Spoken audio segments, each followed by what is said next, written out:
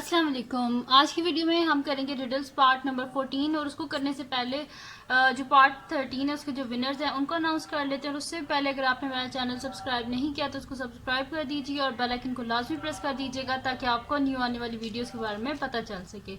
तो जो first riddle है उसका आंसर किसी ने भी नहीं किया था, जैसे कोई भी विनर नहीं है। सेकंड रिडल का सबसे पहले आंसर किया था इशल ने, तो इशल है जी विनर सेकंड रिडल की। कॉन्ग्रेचुलेशन आपको इशल। थर्ड रिडल जो है इसके विनर जो है वो है हाशिम मेहदी, तो आपको congratulation Hashim.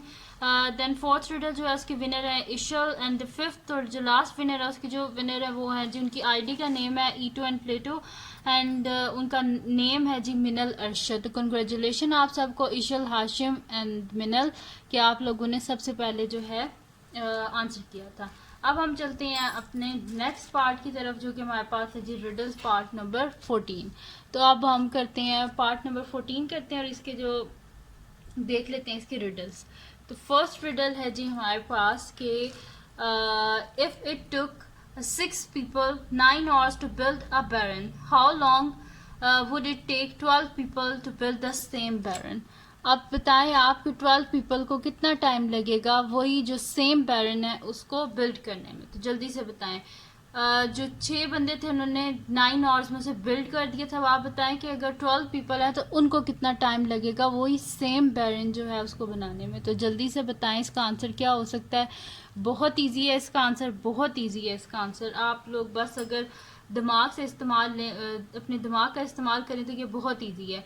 If it took 6 people 9 hours to build a barn, how long would it take 12 people to build the same barn? और आप बताएंगे कि आप ये बताना है आपने कि 9 जो अगर 6 पीपल को 9 आवर्स लग रहे हैं तो 12 जो पीपल है उनको कितना टाइम लगेगा वही सेम बैरन जो है उसको बनाने में। तो जल्दी से आप इसका आंसर करें, इसका आंसर क्या हो सकता है। बहुत इजी है, अगर आप गौर से सोचें, अपना दिमाग जो है उसे आगे अगर आप इस्तेमाल करें तो ये बहुत इजी है। तो जल्दी से सोचें जी इसका आंसर क्या हो सकता है। तो बहुत इजी है इसका आंसर, जल्दी से सोचें। फिर टुक 6 people 9 hours to build a barn, how long would it take 12 people to build the same barn? 12 people को कितना टाइम लगेगा वही सेम बैरन जो है उसको बनाने में। तो जल्दी से सोचें जी इसका आंसर क्या हो सकता है। अब मैं इसका आंसर लिखने लगी और मैं लिखने सबसे पहले जिसने इसका आंसर किया होगा वही इस रिडल का विनर होगा। तो इस रिडल का आंसर है जी हमें बताना था कि कितना टाइम लगेगा जो है 12 पीपल को वही सेम बैरन जो है उसको बनाने में। तो इसका आंसर है जी, आंसर है इसका नन। कोई टाइम नहीं लगे क्योंकि बैरन तो ऑलरेडी बना हुआ है, तो अब उन्होंने क्या करना है, वो तो बना हुआ है, तो इस वजह से इसका आंसर है जी नन। कोई टाइम नहीं लगेगा बैरन को बनाने में। अब चलते हैं जी सेकंड रिडल की तरफ जो कि हमारे पास है what did one math book says to the other math book? एक मैथ बुक दूसरी मैथ बुक से क्या कह सकती है। तो जल्दी से बताएं इसका आंसर क्या हो सकता है। बहुत इजी है, बहुत कॉमन सी चीज़ है। जल्दी से अगर आप सोचेंगे तो आपको एकदम समझ आ जाएगी कि what did one math book says to the other math book? एक मैथ बुक दूसरी मैथ बुक से क्या कह सकती है। तो जल्दी से सोचें इसका आंसर क्या हो सकता है।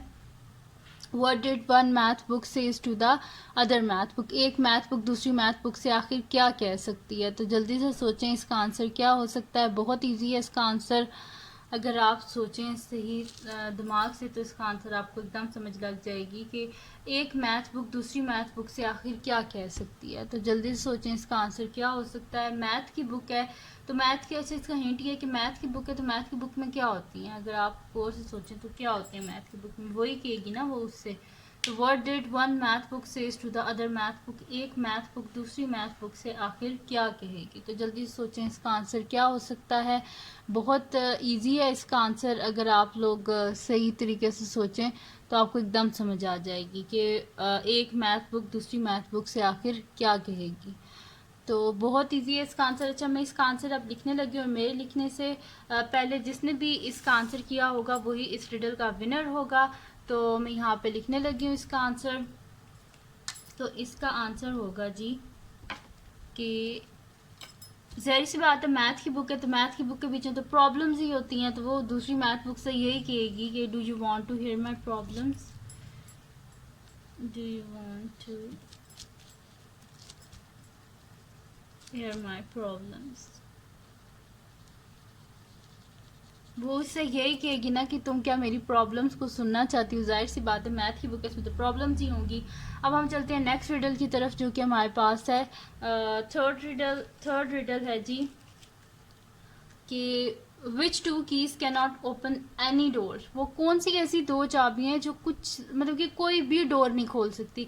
वैसे तो जो चाबियां होती हैं वो किस लिए यूज़ होती है, डोर को ओपन करने के लिए यूज़ होती हैं, लेकिन आप बताएं कि वो कौन सी ऐसी चाबी है जिससे कोई डोर भी ओपन नहीं हो सकता। तो जल्दी से बताएं इसका आंसर क्या हो सकता है। Which two keys can not open any door, वो कौन सी ऐसी टू कीज़ हैं जो कोई भी डोर ओपन नहीं कर सकती। तो जल्दी से आप सोचें इसका आंसर क्या हो सकता है। Which two keys can not open any door, वो कौन सी ऐसी कीज हैं जो कोई डोर ओपन नहीं कर सकती। तो आप जल्दी सोचें इसका आंसर आप क्या हो सकता है। Which two keys can not open any door, वो कौन सी ऐसी कीज है जो कोई डोर ओपन नहीं कर सकती। तो जल्दी से सोचें इसका आंसर क्या हो सकता है। बहुत इजी है इसका आंसर, अगर आप सोचें तो बहुत इजी है इसका आंसर कि वो कौन सी ऐसी दो कीज हैं जो कोई डोर ओपन नहीं कर सकती। तो जल्दी से सोचें इसका आंसर क्या हो सकता है। इसका हिंट मैं आपको ये दे सकती हूँ कि मतलब कि पहले मतलब कि वो ना जंगलों में रहते हैं। अच्छा, मैंने अब आपको ये दे दिया कि वो जंगल में रहते हैं। तो अब आप बताएं कि इसका आंसर क्या हो सकता है। Which two keys can not open any doors, कौन सी ऐसी कीज हैं कि जो कोई डोर ओपन नहीं कर सकती। जल्दी से बताएं इसका आंसर क्या हो सकता है। अच्छा, वो लिविंग में अगर कहूँ ना, चले एक और हिंट दे देते हैं, एनिमल्स हैं। अब तो आपको समझ लग ही जानी चाहिए कि वो कौन सी एनिमल्स हैं। Which two keys can not open any door. तो मैं यहाँ पे अब इसका आंसर लिखने लगी हूँ। मेरे लिखने सबसे पहले जिसने इसका आंसर किया होगा वो इस रिडल का विनर होगा। तो इसका आंसर है जी डंकी एंड मंकी। इन दोनों के एंड में की आता है, लेकिन ये कोई डोर तो ओपन नहीं ना कर सकते। तो इस वजह से ये थी जी थर्ड रिडल। अब हम चलते हैं जी नेक्स्ट रिडल की तरफ, जो कि हमारे पास है इस वीडियो की फोर्थ रिडल और ये है जी second last riddle.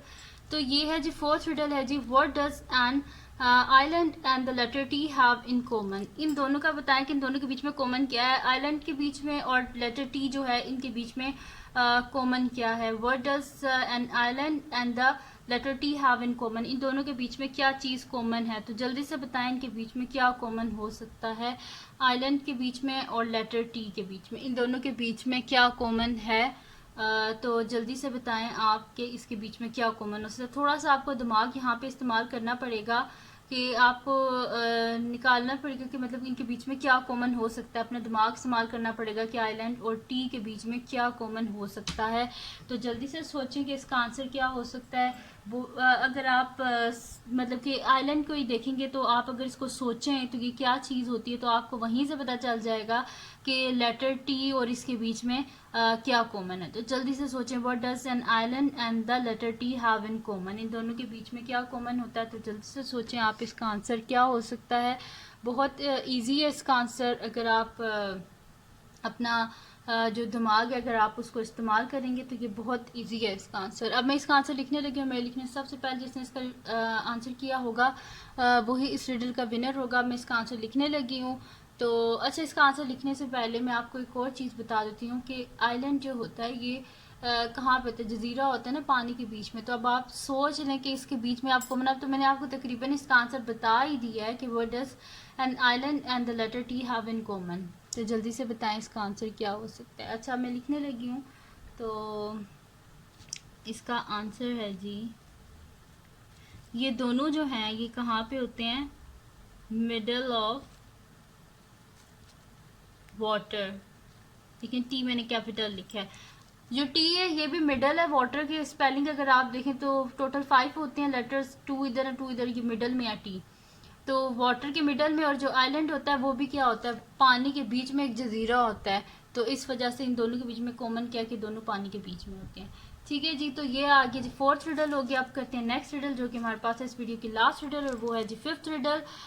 when Josh was 8, his brother was half his age now that Josh is 14, how old is his brother. अब आप बताएं कि इसका भाई की उम्र क्या होगी।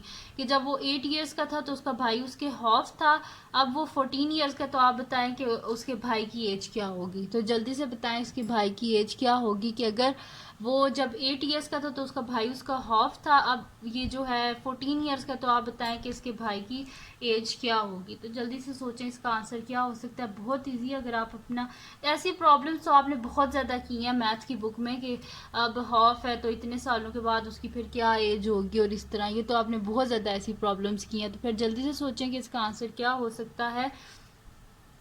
कि जब वो 8 ईयर्स का था तो उसका भाई उसका हाफ एज का था, अब वो 14 ईयर्स का है, तो अब बताएं उसके भाई की एज क्या होगी। तो जल्दी से सोचें जी इसका आंसर क्या हो सकता है। बहुत इजी है इसका आंसर, बहुत इजी। अगर आप जो है ना इसी क्वेश्चन को अगर गौर से पढ़ेंगे तो आपको एकदम समझ लग जाएगी कि इसका आंसर क्या है। कि अगर वो 8 ईयर्स का था तब उसका भाई उसके हाफ था, अब वो 14 ईयर का है तो उसका भाई अब कितने साल का होगा। तो जल्दी से सोचें आप इसका आंसर क्या हो सकता है। बहुत इजी है इसका आंसर। अच्छा, मैं इसका आंसर लिखने लगी और मेरे लिखने सबसे पहले जिसने इसका रिप्लाई किया होगा वही इस रिडल का विनर होगा। तो इसका आंसर है जी 10 ईयर्स। 10 ईयर्स इस तरह कि जब वो 8 ईयर्स का था तो हाफ, यानी कि उसका भाई कितने साल का था, 4 ईयर्स का, यानी कि इन दोनों भाइयों में कितना गैप है, 4 ईयर्स का। तो जब ये 14 गया तो 4 ईयर्स पीछे करें तो 10 का ही हुआ ना। तो ये थी जी 5th रिडल, ये भी कंप्लीट होगी। तो ये थी जी आज की वीडियो। अगर आपको पसंद आई हो तो उसको लाइक कीजिएगा, मेरे चैनल को सब्सक्राइब कीजिएगा और बेल आइकन को लाजमी प्रेस कर दीजिएगा ताकि आपको न्यू आने वाली वीडियोस के बारे में पता चल सके। और अपने फ्रेंड्स के साथ भी इस वीडियो को शेयर कीजिएगा और उनको बोलिएगा सब्सक्राइब कर दें और दुआओं में याद रखिएगा। अल्लाह हाफिज़।